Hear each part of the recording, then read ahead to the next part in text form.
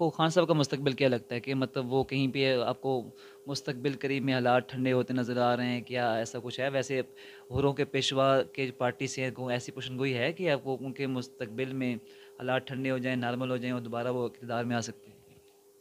देखिए, मुमताज़ मुफ्ती साहब की किताब पढ़ें और उसमें ज़िक्र हुआ है हज़रत इमाम बरीश उनका। तो उन्होंने इसी जगह का इशारा करके, सब ज़ाहिर पार्लियामेंट नहीं तो ज़ाहिर उस वक्त तो नहीं था, तो उन्होंने कहा यहाँ से एक सूरज तुलू होगा। अब मुझे नहीं पता, कुछ इनकलाब की दाग बेल तो पड़ गई है। वो कह रहे हैं ना कि वो कुछ जमी हुई चीज़ें हिलना शुरू हुई हैं। आगे बाकी मुस्तकबिल क्या है यहाँ पर।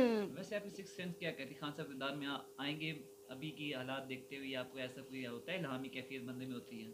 देखें, अब इस तरह तो नहीं पता, लेकिन अब ये कि बहुत सारी चीज़ें चेंज होने वाली हैं।